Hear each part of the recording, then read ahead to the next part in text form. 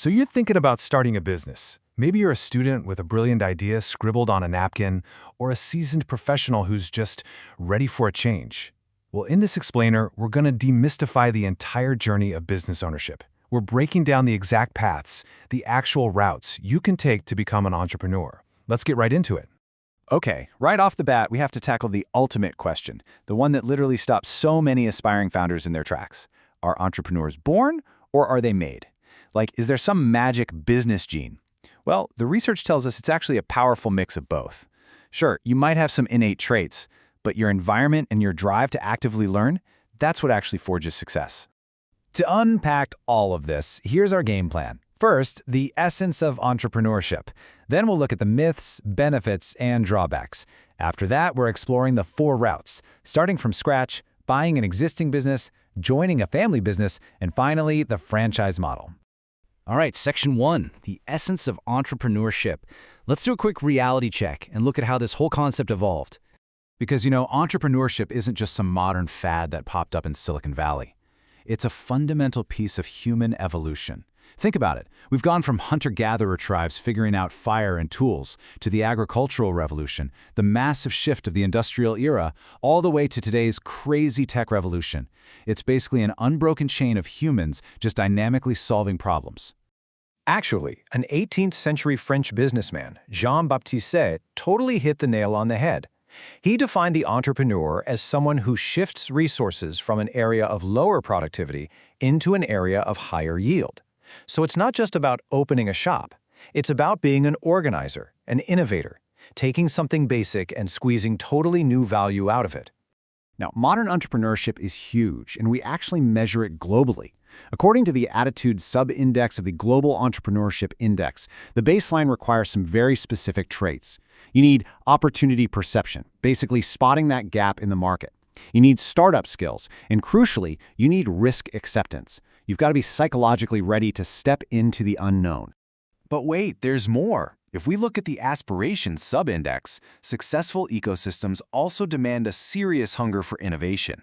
You can't just be stagnant. We're talking product innovation, process innovation, and chasing high growth. That continuous push for better, faster solutions, that's the real differentiator. Moving on to Section 2, myths, benefits, and drawbacks. Before you go picking a path, we really need to shatter a few illusions. Because let's be real, it's not all magazine covers and overnight wealth. Yes, being your own boss, having autonomy, creating a lasting legacy, that is immensely rewarding. But that is directly weighed against a pretty stark reality. No fixed income, tremendously high stress, and incredibly long working hours. The whole shebang rests entirely on your shoulders. Oh, and let's bust a massive myth right now. If you think you have to be some 20-something super energetic tech wizard to start, think again. Colonel Harlan Sanders? He started KFC when he was 65 years old. Proof positive that entrepreneurship literally has no age limit.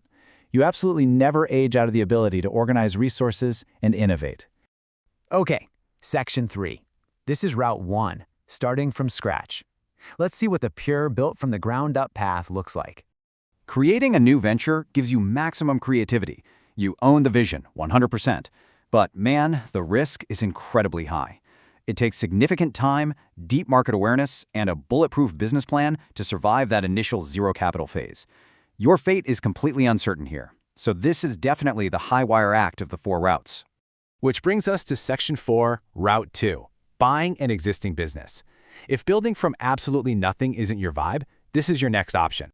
Taking over an established operation lets you totally skip that painful startup phase. You walk right into a developed market with an established location and existing staff. Pretty great, right? Well, maybe. The flip side is you might just be inheriting someone else's nightmare. We're talking hidden liabilities, a completely faulty business model, or just a warehouse stuffed with outdated inventory. So, to avoid buying an overpriced sinking ship, you absolutely must follow a rigorous step-by-step evaluation. Review the financial statements, and I mean go back years. Adjust those asset valuations to reality. Investigate exactly why they are selling. Trust me, you usually need to bring in professional accountants to find the true cash flow before you even think about closing the deal. All right, Section 5, Route 3, joining family businesses. This path taps into deep, unbreakable ties. And this might actually shock you. A massive 80% of all businesses globally operate within a family structure. That is huge. And it makes sense, right? Family businesses show incredible long-term commitment. When the economy tanks, family members will literally sacrifice their own paychecks just to keep the firm alive. But here is the brutal catch: the succession drop-off. The survival rates absolutely plummet as they pass down the family tree. Only 30% survive to the second generation, 10 to 15% make it to the third, and by the fourth generation, a mere 2 to 4% are left standing. Blurred boundaries, messy family conflicts, and founders who just refuse to hand over the reins completely derail these businesses. Section 6, our final path. Route 4, the franchise model. Statistically speaking, this is actually the safest bet. A franchise is basically a marketing system. A strong, existing business grants you the rights to use their name and playbook. Whether it's a fast food restaurant or a telecom dealership, you get incredible support, built-in training, instant brand recognition, and a much lower failure rate. The trade-off? You have extremely restricted autonomy. You do it their way, period. And we have to talk about the financial reality here. Yes, you get a secure umbrella, but you are obligated to pay for it. You've got the non-refundable initial franchise fee, the massive cash investment for the setup, mandatory advertising expenses, and the big one, ongoing royalty payments that slice 5 to 25% off your earnings forever. Your profits are permanently shared.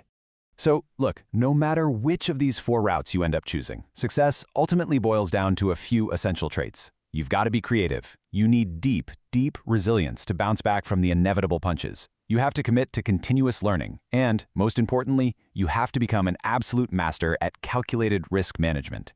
We've covered the realities of the ecosystem, the massive benefits, and the harsh drawbacks. So the only question left for you is this: which route actually suits your risk tolerance and your life goals? Are you a ground-up creator, a strategic buyer, a family successor, or a franchise operator? The adventure is entirely yours to choose. Thanks for joining me on this explainer, and keep exploring.